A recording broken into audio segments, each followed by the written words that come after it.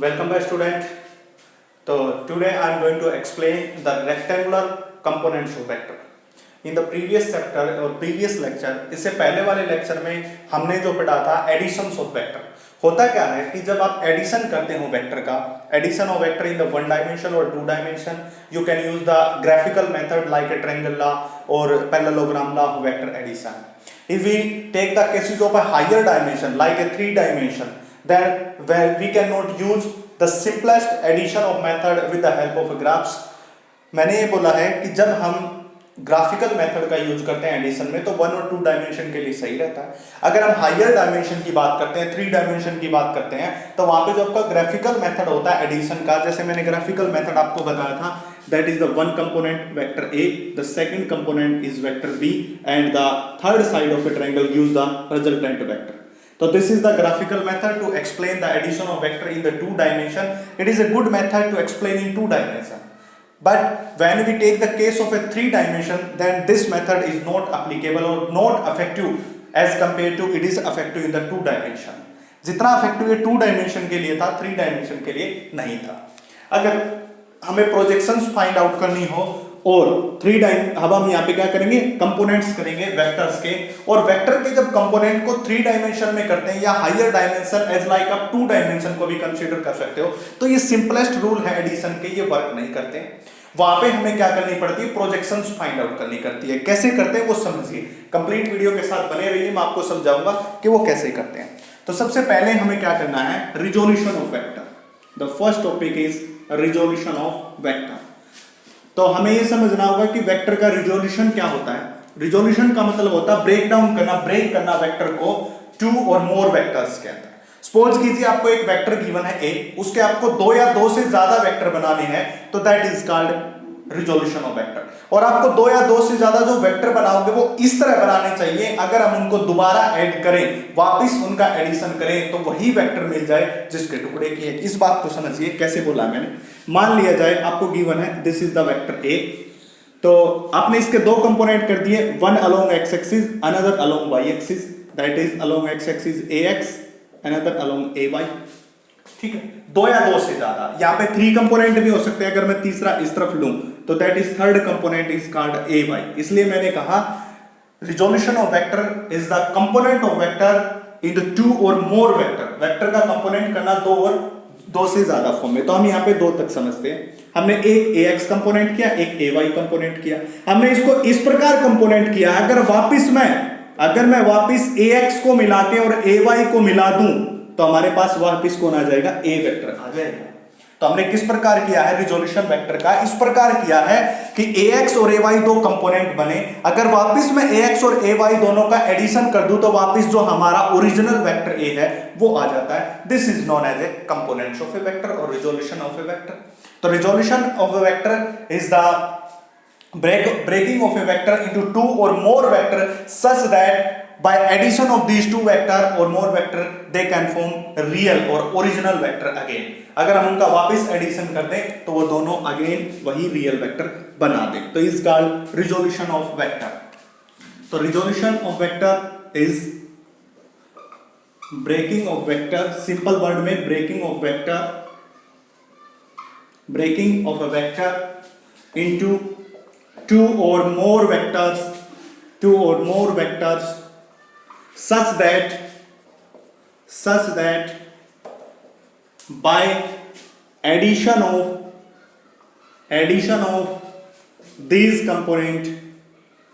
of these components again give the original vector. इस प्रकार किया जाए कि वापस क्या देगा, ओरिजिनल वेक्टर दे देगा. Is called components of vector, resolution of vector. Resolution का मतलब breaking of a vector into two और more components such that by addition of these component again give the original vector. अगर हम उन्हीं component को add कर दें तो वापस हमें ओरिजिनल वेक्टर मिल जाएगा. अब सबसे पहले इसका जो हमारा रिजोल्यूशन है उसको टू डायमेंशन में समझते हैं. To dimension resolution. सपोज कीजिए कि आपको एक वेक्टर गिवन है, दैट वेक्टर इज वेक्टर ए. तो you have to form or to have to convert into this component form or rectangular component, more correct is rectangular component. आप इसको rectangular component भी कह सकते हैं, resolution of vector भी कह सकते हो, किसी भी फॉर्म पे कह सकते हो। तो आपके पास दो कंपोनेंट होंगे इस प्रकार, one along x axis is ax, another along y axis is ay. This angle is theta, and the vector along x axis is a cos theta, the vector along y axis is a sin theta। आप कहोगे कि sir ये कैसे आया? जब मैंने आपसे इससे पहले वाला टॉपिक करवाया था ट्रायंगल लॉ और parallelogram law of vector addition, वहां पे आपको बताया था कि जो एंगल थीटा के साथ होता है उस एक्सिस में कोस थीटा आता है, उससे दूसरे वाले में साइन थीटा आता है। उसके बाद भी किसी को समझ नहीं आ रहा तो मैं बता दूं, सपोज कीजिए मैंने ड्रॉ किया ये वेक्टर भी ए वाई, क्योंकि ये लाइन और ये लाइन सिमिलर है। अगर मैं यहाँ पे डॉटेड लाइन करूं तो ये लाइन और वो लाइन क्या हो जाएगी? सिमिलर। तो सबसे पहले मैं यहाँ पे अगर फाइंड आउट करूं sine theta, we know that what is the value of a sine theta. Sine theta is perpendicular upon hypotenuse, perpendicular is A Y and hypotenuse is this vector a, this vector a, this vector ए। तो what is A Y? A y is a sine theta, that's a Y, a y is a sine theta. Similarly we have to solve for a ax component, so we solve for cos theta. We know that what is cos theta?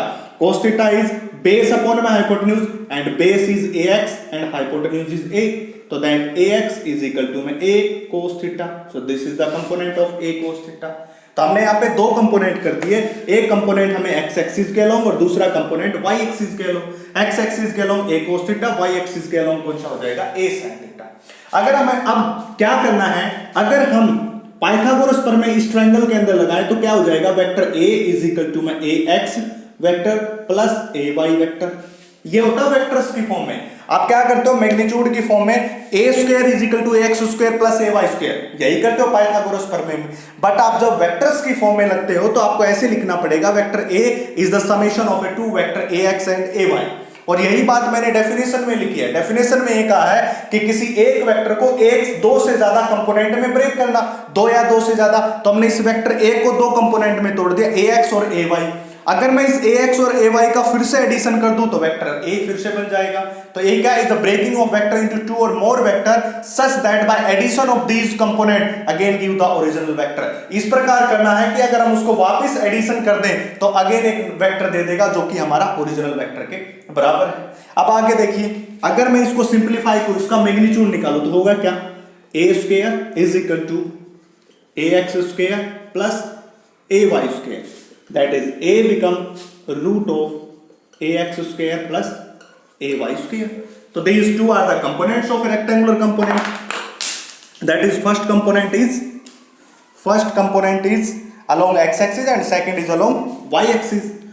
Now we know that the addition of a two vectors, that is along ax, if we take देखिए ax vector plus ay vector, addition of this ax vector addition plus ay vector addition, it become what become?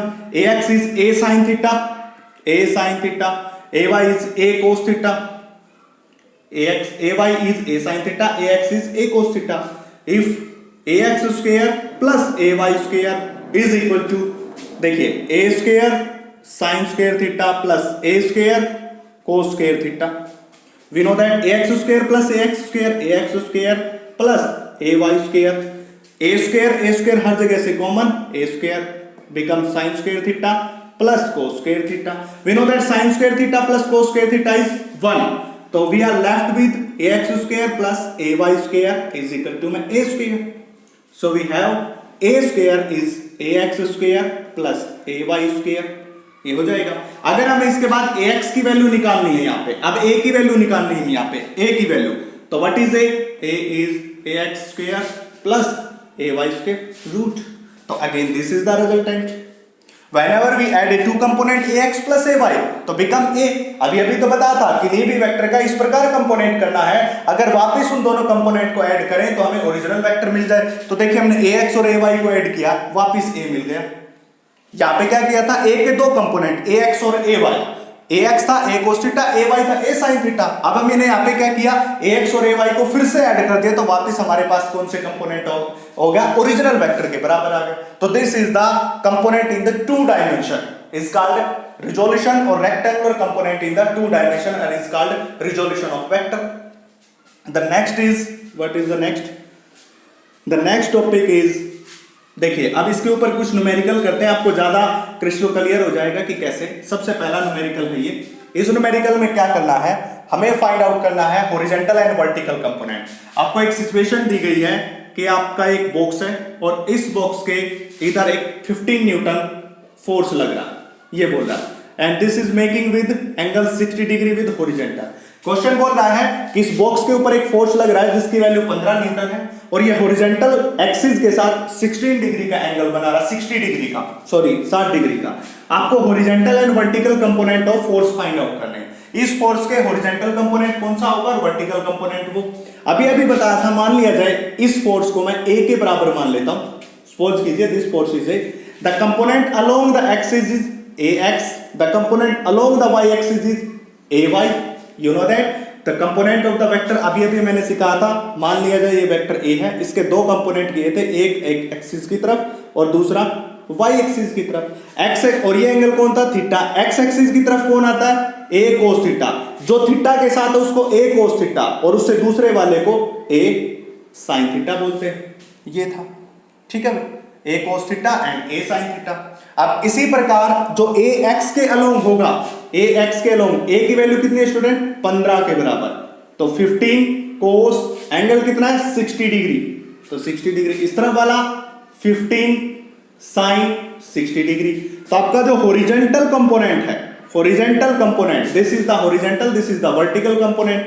Horizontal component is 15 cos 60 degree and जो आपका vertical component है that is a vertical component is 15 sin 60 degree. You know that cos 60 is 1/2 और sin 60 is √3/2. Put the value of cos 60 and sin 60, you will get the horizontal and vertical component. अगर आप यहाँ पे cos और sin की value put करते हैं तो आपको horizontal component और vertical component आपको मिल जाएगा। तो इस प्रकार इस फोर्स के दो कंपोनेंट किए हमने, देख सकते हो। जैसे हमने यहाँ पे दो कंपोनेंट किए थे, वैसे एक x की तरफ एक y की तरफ, दो कंपोनेंट यहाँ पे किए हैं, दोनों कंपोनेंट की वैल्यू हमें आ गई। यहाँ पे एंगल 60 डिग्री था तो sin 60 cos 60 हमने ले लिया, और कुछ एंगल होता तो हम यहाँ पे और कुछ ले लेते। इसके बाद नेक्स्ट एक क्वेश्चन और है आपके लिए, दूसरी सैंपल प्रॉब्लम में लेके आया हूं, और आप ज्यादा से ज्यादा न्यूमेरिकल कीजिए, आपके लिए बेनिफिट होगा। प्रैक्टिस कीजिए, ज्यादा से ज्यादा फिजिक्स आपको तब आएगी जब आप इसकी प्रैक्टिस करोगे।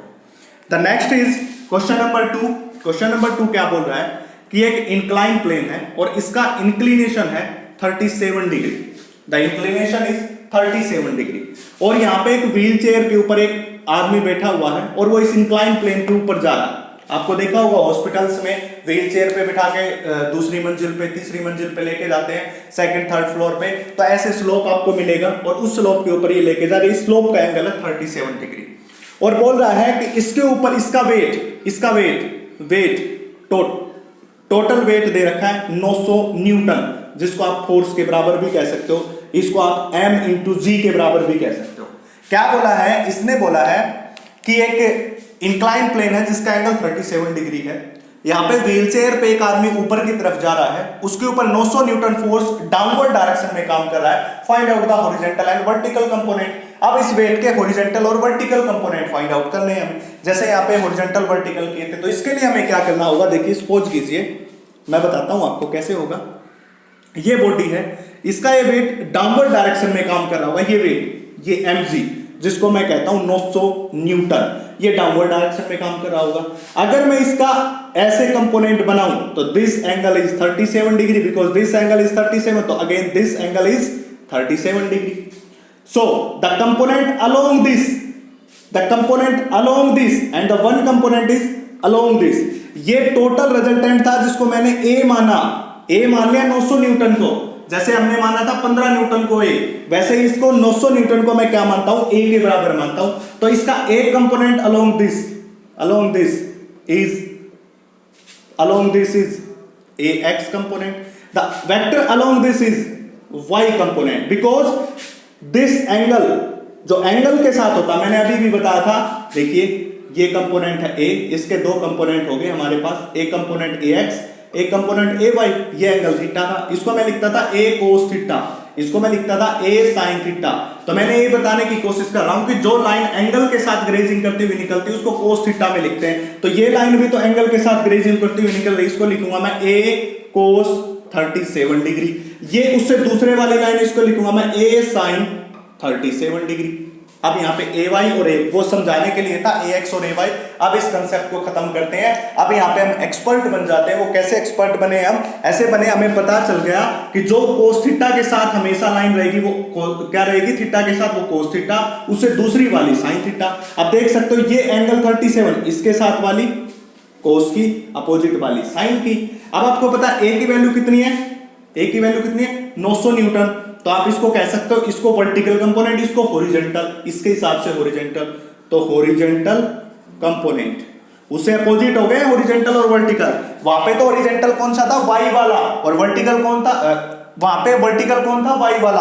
हॉरिजॉन्टल कौन था? X axis. जो पहला क्वेश्चन करवाया है उसमें हॉरिजॉन्टल कंपोनेंट तो एक्स एक्सिस था, vertical component Y axis. But यहाँ पे क्या हुआ, जो हॉरिजॉन्टल कंपोनेंट है वो साइन का एंगल दे रहा है और वर्टिकल कंपोनेंट है वो कोस का। वो समझना है, कैसे समझना है? इस एंगल के हिसाब से। जो इस एंगल के साथ ग्रेजिंग करते हुए निकलेगी इस कोस थीटा, उससे दूसरे वाली साइन थीटा। ओके स्टूडेंट, तो horizontal component this a sine 37 degree and what is the value of a? A is 900 newton. आप देख सकते हो ये रख रखी 900 newton sine 37 degree. Second is vertical component.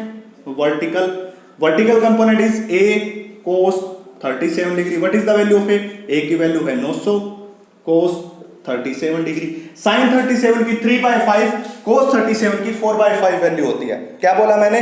The value of sine 37 is 3/5। जो अपना साइन 37 इसकी वैल्यू 3/5, कोस 37 की वैल्यू 4/5 के बराबर होती है। ये आपको याद रखनी पड़ेगी। यहाँ पे वैल्यू पुट कीजिए, आपके पास दोनों आंसर आ जाएंगे। तो आपके पास ऐसे क्वेश्चन आ सकता है कि कौन सा हॉरिजॉन्टल और कौन सा वर्टिकल कंपोनेंट है। वो आपको ऐसे नहीं करना है कि जो एक्स एक्सिस की अलोंग होगा वो हमेशा ही हॉरिजॉन्टल कंपोनेंट रहेगा। वो कभी कभार वर्टिकल भी बन जाता है और वो कभी कभार जो है दूसरा भी बन जाता है। देखिए यहाँ पे देख सकते हो ए कोस थीटा एक्स एक्सिस की तरफ था, बट यहाँ पे एक्स एक्सिस की तरफ साइन थीटा वाला कंपोनेंट है। उसका रीजन है ये इंक्लाइन प्लेन के कारण। यहाँ पे तो सब हॉरिजॉन्टल में था, एक वस्तु ही रखी थी हॉरिजॉन्टल सरफेस पे। अब की बार हमने किस पे रख दी? इंक्लाइन प्लेन के ऊपर उस वस्तु को रख दिया। तो ऐसे आपको एग्जाम्पल ये लेने होंगे। इसके बाद जो नेक्स्ट टॉपिक चलेंगे student, the next topic is rectangular component in 3 dimension. अभी तक हमने जो रिजोल्यूशन किया था वो 2 डायमेंशन में किया था। अब हम करेंगे 3 डायमेंशन में रेक्टेंगुलर कंपोनेंट का रिजोल्यूशन। तो देखिए 3 डायमेंशन में कैसे करेंगे हम। ये हम कोई भी एक 3 डायमेंशन बॉक्स ले लेते हैं। आपका जो एक सिंपल रूम होता है घर में, वो 3 डायमेंशन की आपको याद दिलाएगा। ये आपका हो गया यहां से, ये यहां से, यहां से, ये होगा 3 डायमेंशन। ठीक है, अब ये पॉइंट मैंने ओरिजिन मान लिया और इसके अलोंग वाला जो कंपोनेंट है ये कंपोनेंट हो गया a. This component is a. जैसे कि हमने क्या लिया था, एक कंपोनेंट लिया था ए। इसके 2 कंपोनेंट किए थे, one along X axis A X, another along Y axis A Y. This angle is theta. Similarly one along X axis A X, another along Y axis is A Y and third along Z axis is A Z. यहाँ पे जैसे लिया था third component, यहाँ पे ए Z होता। कर दिए ना ए के component, A x component, A Y component, similarly A x component, A Y component. ये थर्ड वाला ए जेड कंपोनेंट है तो इधर ए जेड कंपोनेंट हो गया। तो अब हमें क्या करना है स्टूडेंट, नेक्स्ट देखिए हमें क्या करना है। यहाँ पे देखिए अलग अलग एंगल्स का नाम दे देते हैं हम। जो इस ए वेक्टर ने इसके साथ एंगल बनाया इसको अल्फा, इसके साथ बनाया उसको बीटा और इसके साथ जो बनाया उसको गामा। मैंने क्या कहा, जो इस रिजल्टेंट वेक्टर ए ने एक्स एक्सिस के साथ बनाया उसको अल्फा, वाई एक्सिस के साथ बनाया उसको बीटा नाम, यहां पे करेंगे हम बीटा। ठीक है, और जो हमारा जेड एक्सिस के साथ बना, ये जेड एक्सिस इसका बना रहे हैं इसका। ठीक है, जो जेड एक्सिस देखिए ये यहां से चला, ये यहां से for Y axis and this is for Z axis. तो 3 एक्सिस है, X axis, Y axis, Z axis. X axis के साथ जो बना उसको अल्फा कहते हैं, वाई एक्सिस के साथ बीटा और जेड एक्सिस के साथ उसको क्या कहेंगे, गामा कहेंगे। तो 3 component A X, A Y, A Z. अगर मैं यहाँ पे एक लाइन एक्स्ट्रा और ड्रॉ करता हूं, दिस इज द, ये लाइन ड्रॉ कर लिया, ओरिजिन है ये, इसका नाम आप रख दो P, इसका नाम रख दो आप Q, इसका R S T W, इसको कुछ भी रख दो W, इसको रख दो X और व्हाट इज द नेक्स्ट, बस यही कंपोनेंट है। इस पॉइंट को आप लिख सकते हो, कोई भी लिख सकते हो, इसको लिख दो आप एम पॉइंट, ये पॉइंट ले लिए हमने, ठीक है। अब हम यहाँ पे क्या करेंगे, मैं वेक्टर की नॉलेज, जो एडिशन ऑफ वेक्टर आपको सिखाया था उसकी नॉलेज का यूज करते हैं। कैसे, मैंने एडिशन कैसे सिखाया था, ग्राफिकल मेथड से।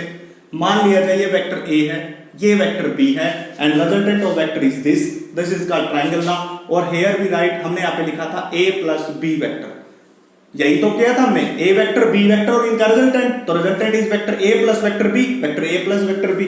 इसी नॉलेज का हम यहाँ पे यूज करेंगे। तो इस नॉलेज का कैसे यूज करेंगे, सबसे पहले आप देखिए, सबसे पहली मैं ट्रायंगल बताता हूं आपको, कौन सी देखनी है, OPS इन द ट्रायंगल, सबसे पहली ट्रायंगल OPS, OPS कौन कौन सी है, OPS दिस ट्रायंगल। तो इस ट्रायंगल में आपके पास क्या हो जाएगा, OPS ट्रायंगल के अंदर अगर आपको रिजल्टेंट OS लिखना है, रिजल्टेंट OS, रिजल्टेंट क्या लिखना, OS, तो 1 OP plus SP, resultant is OP plus SP। देखिए यहां पे क्या था, एक भुजा की R, ये ट्रायंगल की 3 आर्म्स मान ली मैंने, ए आर्म्स बी आर्म्स, ट्रायंगल में कितनी भुजाएं होती है, 3 भुजाएं होती है, उसको कहते हैं ट्रायंगल। तो एक ए है, एक बी है, एक आर है, हमने निकाला R, तो दोनों भुजाओं का सम, दूसरी अगर हम ये R निकाल रहे हैं तो दूसरी जो बच गई उनका सम। इसी प्रकार हमने क्या निकाला, ये A निकाला, ये, तो इसमें क्या हो जाएगा, OPPS इसका sum, this is the vector AX vector है ये, ठीक है, ये हो गया, this is the equation number first. अगर OS की वैल्यू क्या है, यहां पे भी नहीं लिखते, OS इज वेक्टर A, देखिए OS इज वेक्टर A। अगर मुझे वेक्टर A निकालना तो मुझे OP की वैल्यू चाहिए और SP की वैल्यू चाहिए, this is the equation number first. अगर मुझे कहीं से इस OP की वैल्यू और SP की वैल्यू पता चल जाए तो मैं इस वेक्टर A के जो भी कंपोनेंट है वो कर सकता हूं। तो सबसे पहला काम देखिए क्या होगा, अगर मुझे अब ट्रायंगल देखनी है, नेक्स्ट ट्रायंगल इज OM,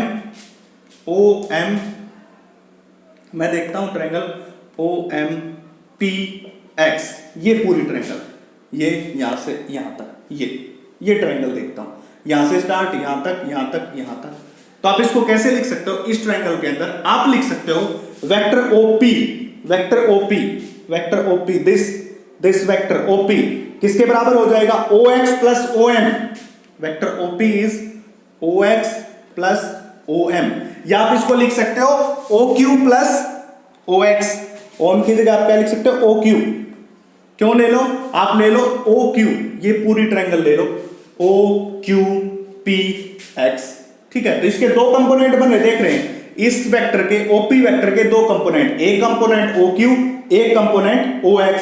जैसे कि हमने वेक्टर A लिया था, ये वेक्टर A, इसके दो कंपोनेंट थे, one along x axis, another along y axis, AX और AY। उसी प्रकार इस OP के भी दो कंपोनेंट है, एक हो गया OQ और दूसरा हो गया OX, दो कंपोनेंट है, समझते जाइए। तो ये हो गया। अब हमें क्या निकालना है, अब हम ये वैल्यू इसमें पुट करते हैं, पुट इन इक्वेशन फर्स्ट। अब इक्वेशन फर्स्ट में पुट करेंगे तो क्या हो जाएगा, vector A is equal to, what is the value of OP, OP is this OX plus OQ, ये वेक्टर प्लस वेक्टर, ये OP की वैल्यू यहां रख दी, प्लस SP। अब देखिए जो SP वेक्टर है, ये वाला वेक्टर, इसको मैं ये भी तो लिख सकता हूं, किसके बराबर, OT के बराबर, यहां पे लिख दिया मैंने, SP vector is OT vector, equal है। क्यों इक्वल है भाई, इसलिए इक्वल है क्योंकि जो भी आपका क्यूब होता है उसकी सारी साइड इक्वल होती हैं। अगर ये साइड A है तो ये भी साइड A, ये भी साइड A, ये भी A, सब इक्वल होती हैं। इसलिए मैंने ये मान लिया कि जो साइड OT है वही साइड इसकी SP है, क्योंकि एक क्यूब की सारी साइड इक्वल होती हैं। इसलिए जो हमारा SP वेक्टर होगा वही वेक्टर कौन होगा, OT होगा। तो यहां पे लिख देते हैं OT। अब देखिए vector A is equal to what is OX, what is OX, OX vector is AZ vector, OX कौन है, AZ वेक्टर है, plus what is OQ, OQ vector is AX vector, what is OT, OT vector is AY vector, सबका नाम हमने पहले ही दे दिया था। तो that is the vector A is equal to AX plus AY plus AZ, they are the three component of vector. तो ऐसे ही तो 3 कंपोनेंट किए थे मैंने, 2 कंपोनेंट किए थे पहले AX और AY, अब हमने कितने कर दिए, 3 कंपोनेंट। एक vector is equal to AX plus AY plus AZ, this is the 3 component, so called component of vector in the 3 dimension. ये हमने किस में किया है, पूरा 3 डायमेंशन में कंपोनेंट किए, 3D में, rectangular component in 3 dimension. Rectangular component है ax ay az, this is called 3 dimension. अब क्या होता है r थीटा फाई, वो होते हैं उसके स्फेरिकल कोऑर्डिनेट्स। यहां पे क्या है, ये रेक्टेंगुलर कंपोनेंट है, वो हमें नहीं पढ़ने, यही पढ़ने है ax ay az, this is the simplest. अगर कोई बोले इसका मैग्नीट्यूड निकालिए, जैसे पहले निकाला था जब हमने यहाँ पे क्या किया था, vector a is equal to ax plus a by, ये किया था। अब कोई हमसे मैग्नीट्यूड पूछता था, हम लिखते थे a square ax square plus a y square, तो a is equal to ax square plus a y square, ये हो गया जी मैग्नीट्यूड। अब उसी प्रकार अगर कोई आपको a का मैग्नीट्यूड पूछे तो लिखेंगे a square ax square plus a y square plus az square, तो वेक्टर a इज ऊपर हो जाएगा root ax square plus ay square plus az square, ये हो जाएगा आपका रिजल्टेंट। ऐसे आप इसका रिजल्टेंट निकाल सकते हो, रिजल्टेंट मैग्नीट्यूड, ठीक है। तो ये था component of vector in 3 dimension. पहले क्या किया था, 1 डायमेंशन, फिर 2 डायमेंशन सिखाया, अब आपको 3 डायमेंशन में रिजोल्यूशन सिखा दिया वेक्टर्स का। इस पे कुछ छुटकू सा न्यूमेरिकल देख लेते हैं। बड़ा इजी टॉपिक है, वेक्टर आपको समझने जरूरी है, कोई मुश्किल चीज नहीं है इसके अंदर। तो इसके ऊपर न्यूमेरिकल कैसे आ सकता है, देखिए न्यूमेरिकल पूछ सकता है, मान लिया जाए the vector a is 5i plus 6j plus में 8k। देखिए क्या होता है कि आपको 3 कंपोनेंट समझाए मैंने, मान लिया जाए वेक्टर a है, ये एंगल थीटा, इसका एक कंपोनेंट इस तरफ ax, दूसरा कंपोनेंट ay और तीसरा कंपोनेंट az। अभी अभी बताता है कि 3 कंपोनेंट करके ax, ay और az, ये 3 कंपोनेंट। अब x के अलोंग जो यूनिट वेक्टर होता है उसको कहते हैं i। यूनिट वेक्टर आपको समझाए थे मैंने, यूनिट वेक्टर क्या होता है, आउटवर्ड यूनिट नॉर्मल। अगर कोई बच्चा नया है तो प्रीवियस वीडियो में जाके देख सकता है, आपको या तो बेल आइकन ऊपर जो आ रहा होगा वहां पे मिल जाएगी, या डिस्क्रिप्शन में लिंक में डाल दूंगा, या आपको एक कंप्लीट जो है एक आपको ये प्लेलिस्ट मिल जाएगी। तो वहां पे बताया था यूनिट वेक्टर x के अलोंग i, y के अलोंग j होता है और z के अलोंग k होता है। जब भी आपको कहीं पे i दिखे, इसका मतलब वो किसके अलोंग है, x के अलोंग है। अगर आपको कहीं पे j दिखे, समझ जाना वो किसके अलोंग है, y के अलोंग। कहीं पे आपको k दिखे तो समझ जाना वो किसके अलोंग है, z के अलोंग है। इसलिए मैंने इसको डिनोट किया 5i 6j प्लस 8k, क्योंकि हर जगह